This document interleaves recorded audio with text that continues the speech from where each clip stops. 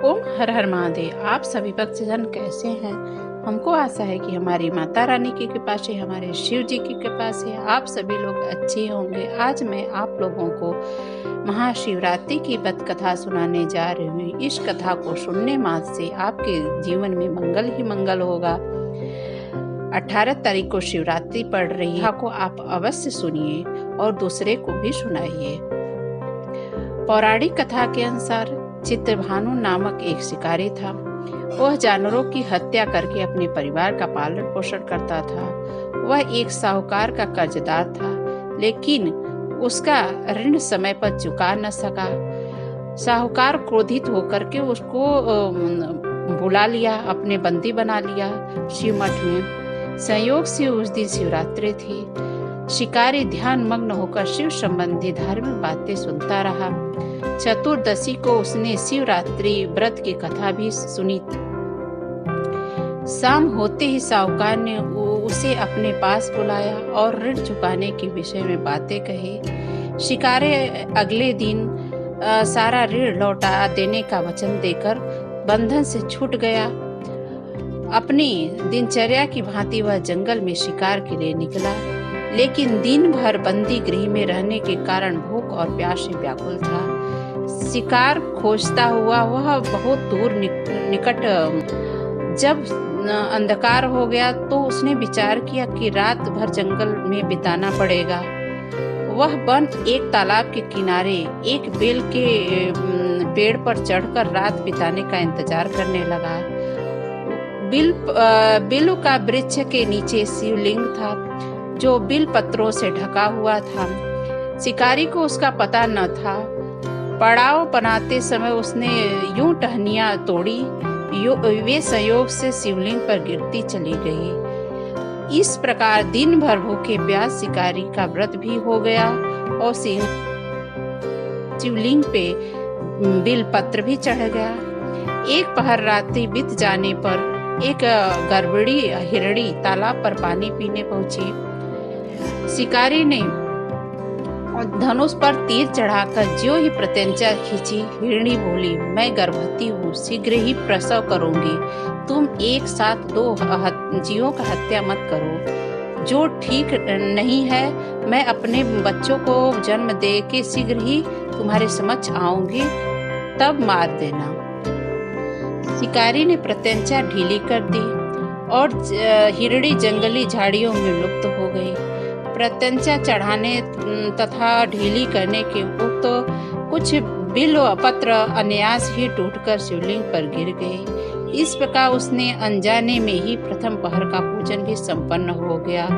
कुछ ही देर बाद एक हिरणी उधर से निकली। शिकारी की प्रसन्नता का ठिकाना न रहा। समीप आने पर उसने धनुष पर बाण चढ़ाया। तब उसे देख हिरणी ने विनम्रता पूर्वक निवेदन किया, हे शिकारी, मैं थोड़ी देर पहले ऋतु से निवृत्त हुई हूँ, कामातुर विहरणी हूँ, अपने प्रिय की खोज में भटक रही हूँ। मैं अपने पति से मिलकर शीघ्र ही तुम्हारे पास आऊंगी। शिकारी ने उसे जाने दिया। 2 बार शिकार को खोकर शिकारी ने माथा ठनका और अपना माथा पकड़ लिया। वह चिंता में पड़ गया। रात्रि का आखिरी पहर बीत रहा था। इस बार भी धनुष से लगकर कुछ बिलपत्र शिवलिंग पर गिरे। दूसरे पहर का भी पूजन संपन्न हो गया। तभी एक हिरणी अपने बच्चों के साथ उधर से निकली। शिकारी के लिए वह स्वर्णिम अवसर था। उसने धनुष पर तीर चढ़ाने में देर नहीं लगाई। तब तीर छोड़ने ही वाला था कि हिरणी बोली, हे शिकारी, मैं इन बच्चों को उनके पिता के हवाले करके लौट आऊंगी। इस समय मुझे मत मारो। शिकारी हंसा और बोला, सामने आए शिकारी को छोड़ दूं? मैं ऐसा मूर्ख नहीं। इससे पहले मैं 2 बार अपने शिकारी खो चुका हूँ। मेरे बच्चे भूख और प्यास से व्यग्र होंगे।